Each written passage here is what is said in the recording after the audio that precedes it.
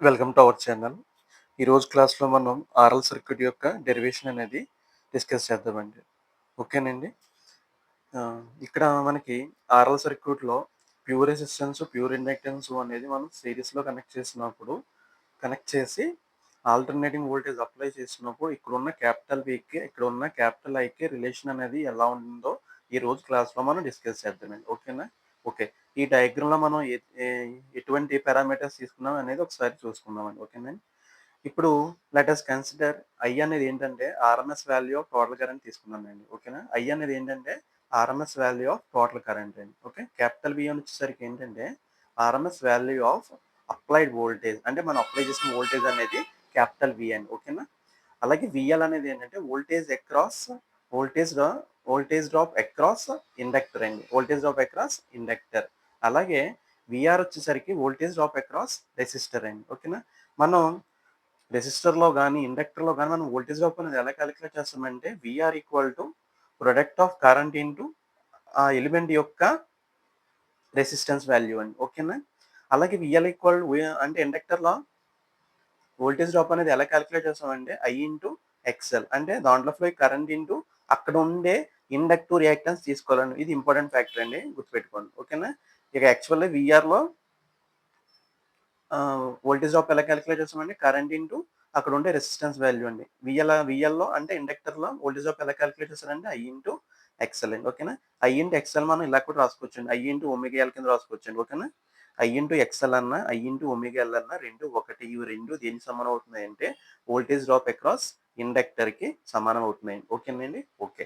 ఇప్పుడు మనం లాస్ట్ క్లాస్‌లో మనం సివిల్ కోడ్ యూజ్ చేసి మనం వెక్టర్ డయాగ్రామ్స్ అనేది లేదంటే ఫేజర్ డయాగ్రామ్స్ అనేది ఎలా డ్రా చేయాలో మనం డిస్కస్ చేసామండి. ఓకే అండి. ఇక్కడ ప్యూర్ రెసిస్టెన్స్‌లో ఉన్నప్పుడు మనం వోల్టేజ్, కరెంట్ అనేవి 2 ఇన్ ఫేజ్‌లో ఉంటాయండి. ఓకేనా? అది మనం ఇండక్టర్‌లో అంటే కరెంట్ అనేది రిఫరెన్స్‌గా తీసుకుంటే వీఎల్ అనేది అంటే ఇండక్టర్ వోల్టేజ్ అనేది 90 డిగ్రీస్ లీడింగ్‌లో ఉంటుందండి. ఓకేనా? ఇక్కడ కరెంట్ అనే రిఫరెన్స్‌గా ఎందుకు తీసుకున్నామంటే ఇది ఆర్ఎల్ సిరీస్ సర్క్యూట్ కాబట్టి మనం కరెంట్‌ని రిఫరెన్స్‌గా తీసుకున్నానండి. ఓకేనండి. This is very important. ఇక్కడ మనం వెక్టర్ డయాగ్రామ్ అనేది ఏం తీసుకుంటామంటే కరెంట్ అని రిఫరెన్స్‌గా తీసుకొని మాత్రమే డ్రా చేస్తాము. ఎందుకంటే ఆర్ఎల్ సిరీస్ సర్క్యూట్‌లో మనకి ఆహ్, కరెంట్ అనేది ప్రతి ఎలిమెంట్‌లో కరెంట్ అనేది సేమ్ కాబట్టి నేను కరెంట్ అనేది రిఫరెన్స్‌గా తీసుకున్నానండి. ఓకేనండి. ఓకే. ఇప్పుడు యాక్చువల్లీ దీనికి వెక్టర్ డయాగ్రామ్ ఎలా డ్రా చేస్తారు? ఫర్ ఎగ్జాంపుల్ సెపరేట్‌గా వెక్టర్ డయాగ్రామ్ ఎలా డ్రా చేస్తాం? ఓకే. ఇక్కడ ఉండే వోల్టేజ్ డ్రాప్ అక్రాస్ రెసిస్టర్ అంటే వీఆర్, ఐ ఎలా ఉన్నాయి? 2 ఇన్ ఫేజ్‌లో ఉన్నాయండి. అది ఇండక్టర్‌లో ఎలా అండి? కరెంట్ అనేది ఇన్ ఫేజ్‌గా తీసుకున్నప్పుడు వీఎల్ అనేది 90 డిగ్రీస్ లీడింగ్‌లో ఉన్నాయి. అంటే ఇప్పుడు ఏం చేస్తానంటే కరెంట్ అనేది రిఫరెన్స్‌గా తీసుకొని ఈ 2 వెక్టర్ డయాగ్రామ్స్ ఏదైతే ఉన్నాయో ఈ 2 వెక్టర్ డయాగ్రామ్స్‌ని క్లబ్ చేస్తానండి. ఓకేనా? చూద్దాం ఎలా క్లబ్ చేయాలో. ఓకే. ఫర్ ఎగ్జాంపుల్ ఇది సీరీస్ సర్క్యూట్ కాబట్టి కరెంట్ అనేది రిఫరెన్స్‌గా తీసుకున్నాను. కరెంట్ ఈస్ టేకెన్ యాస్ అంటే ఇక్కడ ఆర్‌లోను, ఎల్‌లోను అంటే ఇది ఎంటైర్ సర్క్యూట్‌లో కరెంట్ అనేది సేమ్ కాబట్టి ఈ 2 ఎలిమెంట్‌లకి కామన్‌గా ఉన్న ఫ్యాక్టర్ అనేది ఈ రెండిట్లో కామన్‌గా ఉండేది నేను కరెంట్ రిఫరెన్స్‌గా తీసుకున్నానండి. ఓకేనండి. చూడండి ఒకసారి. Current is taken as reference అంటే ఇక్కడ ఉన్న వీఆర్ దీనికి కరెంట్‌కి ఎలా ఉంటదండి? ఇన్ ఫేజ్‌లో ఉంటాయి. ఇన్ ఫేజ్‌లో ఉన్నాయి కాబట్టి మనం ఒకే లైన్‌లో డ్రా చేయాలండి. ఓకేనండి. ఓకే. అంటే మనం తీసుకునే కరెంట్‌కి మళ్ళీ వీఎల్ ఎలా ఉంటదండి? ఎగ్జాక్ట్‌లీ ఇది ప్యూర్ ఇండక్టర్ కాబట్టి ఎగ్జాక్ట్‌లీ 90 డిగ్రీస్ ఉంటదండి. ఓకేనా? ఇప్పుడు మనం ఒకే వెక్టర్ డయాగ్రామ్‌లో వీఆర్‌ని రిప్రజెంట్ చేసాం అండ్ ఆల్సో వీఎల్‌ని రిప్రజెంట్ చేసాం. కానీ మనకు కావాల్సింది ఏంటంటే ఇక్కడ ఉండే అప్లైడ్ వోల్టేజ్ ఏదైతే ఉందో ఈ అప్లైడ్ వోల్టేజ్ వి అనేది మనం కాలిక్యులేట్ చేయాలండి. ఓకేనా? ఇంకా ఇంపార్టెంట్ విషయం ఏంటంటే ఇక్కడ వీఆర్, వీఎల్ అనేది ఇక్కడ ఏసీ అనాలిసిస్‌లో అర్థమెటిక్ సమ్ అనేది ఒబే అవ్వదండి. కాబట్టి ఇక్కడ మనం యూజ్ చేసేవలసిన టెక్నిక్ ఏంటంటే వెక్టార్ సమ్ అనేది మనం ఫాలో అవ్వాలండి. ఓకేనా? ఇక్కడ వీఆర్ అనేది ఒక వెక్టర్, వీఎల్ అనేది ఒక వెక్టర్. కాబట్టి మనకి రిజల్టెంట్ వెక్టర్ కావాలంటే మనం ఈ 2 వెక్టార్స్ యొక్క రిజల్టెంట్ సమ్మే మనకి ఏమవుతుందండి? వి అవుతుందండి. ఓకేనా? మనకి ఈ ట్రయాంగిల్ చూస్తుంటే ఇది రైట్ యాంగిల్ ట్రయాంగిల్‌గా ఉంది కదండీ ఇది. అంటే ఓఏబీ ట్రయాంగిల్ అనేది ఇక్కడ ఓఏబీ ట్రయాంగిల్ అనేది ఏబీ ట్రయాంగిల్ అనేది రైట్ యాంగిల్ ట్రయాంగిల్ కదండీ. ఈ రైట్ యాంగిల్ ట్రయాంగిల్‌లో మనం ఇప్పుడు పైథాగరస్ థీరం అప్లై చేద్దాం. ఓకేనా? ఈ ఓఏబీ ట్రయాంగిల్ ఏదైతే ఉందో ఈ ఓఏబీ ట్రయాంగిల్‌కి మనం పైథాగరస్ థీరం అనేది అప్లై చేద్దామండి. ఓకే. ఇప్పుడు ఫ్రమ్ ద వెక్టర్ డయాగ్రామ్ మనకి పైథాగరస్ థియరం ప్రకారం మనకి ఎలాగంటే ఓబీ స్క్వేర్ ఈక్వల్ టు ఓకేనా, OB square equal to OA square plus AB square అండి. ఇక్కడ ఓబీ వెక్టర్ అంటే ఏం తీసుకున్నాం అంటే వి తీసుకున్నాం. అలాగే ఓఏ వెక్టర్ అనేది ఏం తీసుకున్నాం అంటే విఆర్ తీసుకున్నాం. అలాగే ఏబీ వెక్టర్ అనేది విఎల్ తీసుకున్నాం. దీంట్లో సబ్స్టిట్యూషన్ చేయండి. ఓబీ స్క్వేర్ అంటే ఏంటి వి స్క్వేర్, ఓఏ స్క్వేర్ అంటే VR whole square, AB square అంటే విఎల్ విఎల్ స్క్వేర్ అండి. ఓకేనా, ఇప్పుడు మనం వి కావాలంటే under root of IR IR whole square plus I into XL whole square అండి. ఓకే, దీంట్లో మనకి ఐ స్క్వేర్ కామన్గా ఉంది కాబట్టి ఐ అనేది బయటకు వచ్చేస్తుంది. ఓకే, ఐ స్క్వేర్ రూట్ లో ఉన్న ఐ స్క్వేర్ బయటకు వచ్చేసరికి ఏమవుతుందంటే ఐ అవుతుంది. ఇంకేం మిగులుతుందంటే under root of R square plus X square ఉంటుంది. ఓకేనా, దీన్ని మనం ఏమంటామంటే ఇప్పుడు జనరల్ గా ఇక్కడ మనకి ఐకి ఈక్వేషన్ రాసుకున్నాం అనుకోండి, ఇక్కడ ఉన్న దీనికి ఐకి ఈక్వేషన్ రాసుకుంటే I equal to V by Z అండి. యాక్చువల్ ఇక్కడ డినామినేటర్ ఏదైతే ఉందో ఈ జెడ్, ఈ డినామినేటర్ లో ఉన్న దాన్ని నేను ఏమంటానంటే impedance of the RL circuit అంటానండి. ఓకేనా, సో చూద్దాం. Okay, the quantity under root of R square plus X square is expressed in ohms. అంటే ఇక్కడ ఇంపిడెన్స్ కూడా యూనిట్స్ ఏంటంటే ఓమ్సే, అలాగే రెసిస్టెన్స్ కి యూనిట్స్ ఓమ్సే, అలాగే ఇండక్టివ్ రియాక్టెన్స్ కి యూనిట్స్ ఓమ్సే, కెపాసిటివ్ రియాక్టెన్స్ కి యూనిట్స్ ఓమ్సే. ఓకేనా, మొత్తం ఆ యూనిట్స్ అనేది సేమ్ అండి.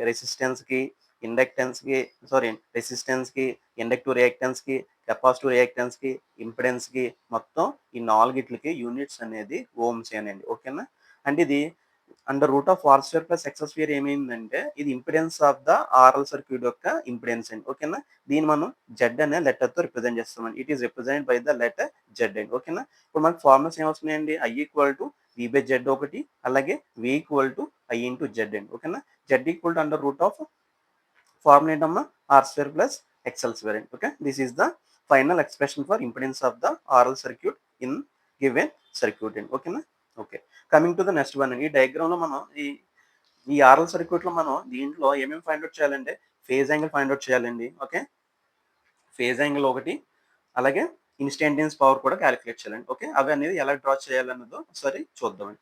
కానీ ఇవి మనం ఫేజ్ డిఫరెన్స్ ఫైండ్ అవుట్ చేయాలన్నా, లేదంటే ఇన్స్టంటేనియస్ పవర్ క్యాలిక్యులేట్ చేయాలన్నా, ఓకే, ఇవన్నీ మనం ఓన్లీ ఈ డయాగ్రామ్స్ నుంచి మాత్రమే రిప్రజెంట్ చేసుకుంటామండి. ఓకేనండి, ఇప్పుడు ఫేజ్ యాంగిల్ అనేది ఎలా ఫైండ్ అవుట్ చేయాలో చూద్దామండి. ఓకేనండి,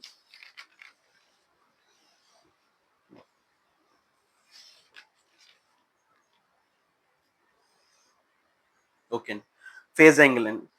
ఫేజ్ యాంగిల్లో మనం వెక్టర్ డయాగ్రామ్ చూడండి. ఇది ఇది వోల్టేజ్ ట్రయాంగిల్ అండి. ఇది ఆర్ఎల్ సర్క్యూట్ లో వోల్టేజ్ ట్రయాంగిల్ అండి. విఆర్, విఎల్, వి. ఓకేనా, ఇది వెక్టర్ సమ్ అని తీసుకుంటే మనకి రిజల్టెంట్ ఇదే కదండి.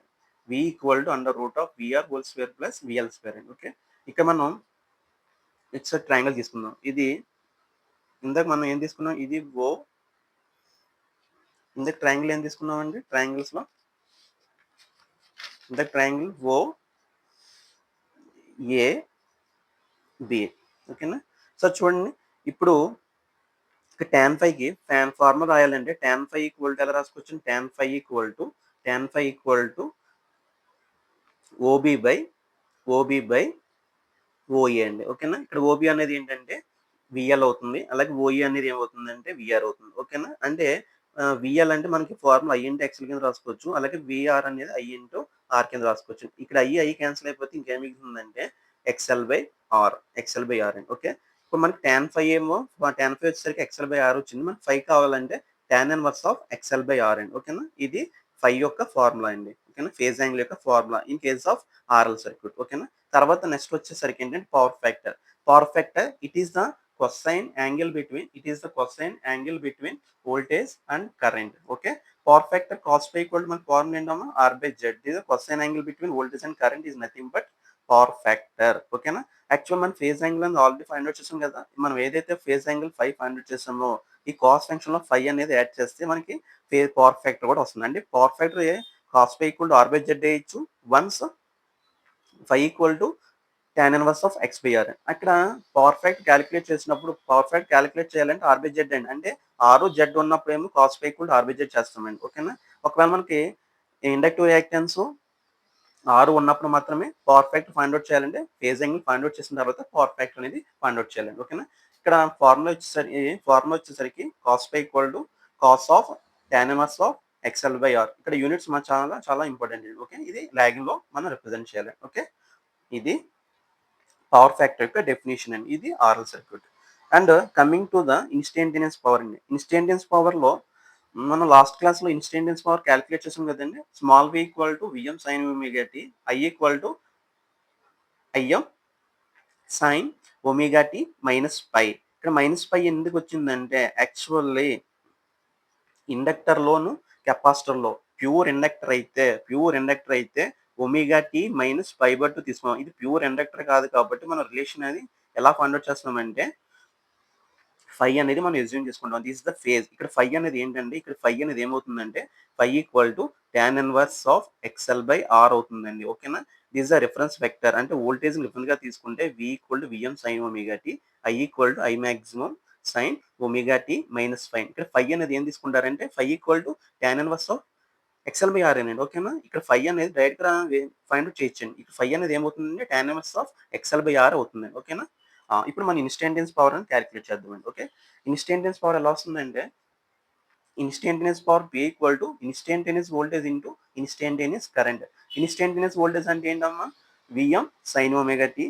అలాగే ఇన్స్టంటేనియస్ కరెంట్ అంటే I maximum sin omega t minus phi. Okay. Very very important అండి. ఇది ఇండక్టర్ కాబట్టి మైనస్ ఫై తీసుకోవాలండి. ఓకే. ఇప్పుడు నేను ఇది మనకు మ్యాథమెటికల్‌గా రాసుకోవాలంటే నేను ఇంటూ 2 చేస్తున్నాను. అలాగే డివైడెడ్ బై 2 చేస్తున్నాను. ఇలా రాసుకోవడం వల్ల పై ఈక్వేషన్ మారిందండి? మారలేదండి. కాబట్టి నేను ఇంటూ 2 ఒకసారి చేస్తున్నాను. అలాగే డివైడెడ్ బై 2 ఒకసారి చేస్తున్నాను. అంటే 2, 2 క్యాన్సిల్ అయిపోతే పైనున్న ఈక్వేషన్ వచ్చేసింది కదా! ఓకే. అంటే పైనున్న ఈక్వేషన్‌ని కింద ఈక్వేషన్ అంటే ఇంటూ 2/2 చేశానండి. ఓకేనండి. ఇప్పుడు మనకి ఫార్ములా వచ్చేసరికి 2 sin A sin B ఉంది కదండీ. ఈ ఫార్ములా మనం ఎలా రాసుకోవచ్చు ఇన్ టర్మ్స్ ఆఫ్ కాస్‌లో cos A minus B minus cos A minus B minus cos A plus B కింద రాసుకోవచ్చండి. ఓకే. ఇక్కడ కొద్దిగా మ్యాథమెటికల్ వర్క్ చేయాలండి. ఆ మ్యాథమెటికల్ వర్క్ అనేది ఎలా చేయాలో ఇప్పుడు చూపిస్తానండి. ఓకేనా.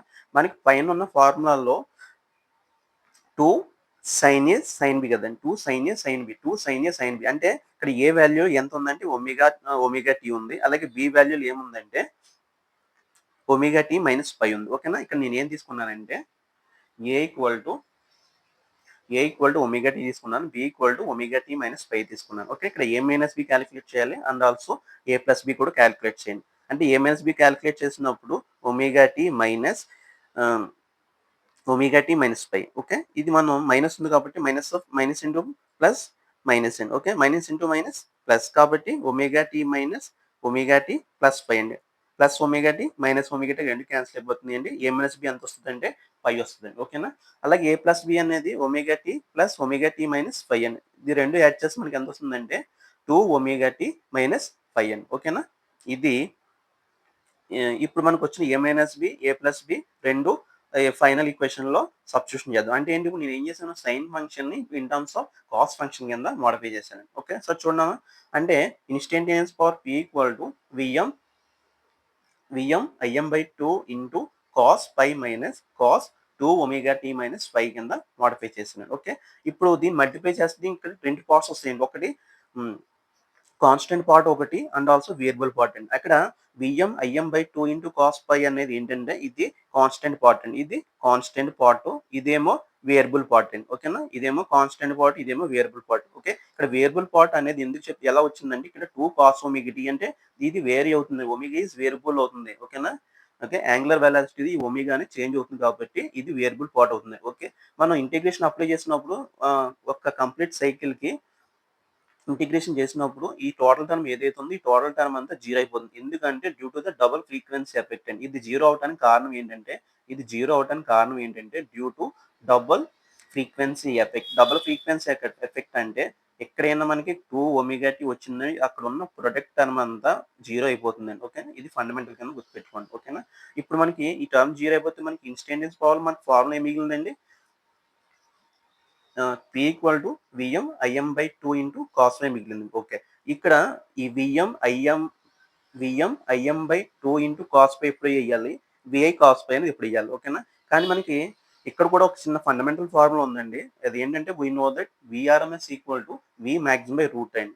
ఇక్కడ డినామినేటర్‌లో ఉన్న 2ని నేను ఇంటూ రూట్ కింద రాసుకోవచ్చు కదండీ. అంటే Vm/రూట్ కింద రాసుకోవచ్చు. అలాగే Im/రూట్ కింద కూడా రాసుకోవచ్చండి. ఇప్పుడు నేనేమంటున్నానంటే ఇప్పుడు వి మ్యాక్సిమం బై రూట్ టూని నేను విఆర్ఎంఎస్ కింద రాసుకోవచ్చు. అంటే చూడండి ఒకసారి, అంటే P equal to P equal to V RMS into V RMS into I RMS into cos pi అని, ఓకేనా? కాస్ పై అంటే విఆర్ఎంఎస్ అన్న వి అన్న ఒకటే, ఐఆర్ఎంఎస్ అన్న ఐ అన్న ఒకటే. అంటే డిఫాల్ట్గా మనకి ఎగ్జామినర్ మనకి ఫర్ ఎగ్జాంపుల్ మన ఏసీ సప్లైలో 230 వోల్ట్స్ అన్నాడు అనుకోండి. ఆ 230 వోల్ట్స్ అనేది ఎప్పుడు మనం ఆర్ఎంఎస్ వాల్యూ కింద మాత్రమే తీసుకోవాలండి. డిఫాల్ట్ మెన్షన్ చేసినా మెన్షన్ చేయకపోయినా మన ఏసీ అనాలిసిస్లో వోల్టేజ్ అనేది ఎప్పుడు ఆర్ఎంఎస్ వాల్యూస్ కింద మాత్రమే డిఫాల్ట్గా తీసుకోవాలండి, ఓకేనా? అంటే ఇక్కడ వోల్టేజ్ కరెంటు అన్నది ఏంటమ్మా, ఆల్వేస్ డిఫాల్ట్గా అది ఆర్ఎంఎస్ వాల్యూస్ మాత్రమే. ఇది కూడా చాలా చాలా ఇంపార్టెంట్ పాయింట్ అండి, ఓకేనా? ఇప్పుడు మనం ఫైనల్గా V maximum by root two I maximum by root into cos pi మనం ఎలా రాసుకోవచ్చు అంటే V RMS into I RMS into cos pi కింద రాసుకోవచ్చు. లేదంటే కనుక మనం ఫస్ట్లో ఎజ్యూమ్ చేసుకున్నాం కదా, V is the RMS value of total current, V is the total total RMS value of voltage అని, అలాగే ఐ అనేది total RMS value of current కింద మనం ఎజ్యూమ్ చేసుకున్నాం. అంటే ఇక్కడ విఆర్ఎంఎస్ ఐఆర్ఎంఎస్ అనేది మనం పవర్ ఫ్యాక్టర్ కింద డిస్కస్ చేసామండి, ఓకేనండి?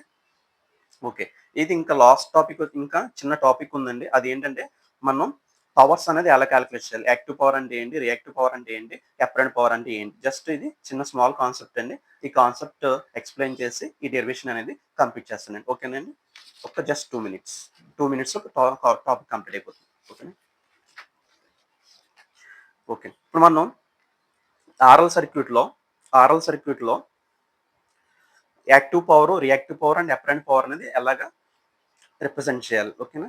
మనం యాక్చువల్లీ మనం సివిల్ కోడ్ బేస్ చేసి మనం వోల్టేజ్ని రిఫరెన్స్గా తీసుకుంటే కరెంట్ అనేది సమ్ యాంగిల్ ఫై అనేది లాగింగ్లో ఉంటుందండి.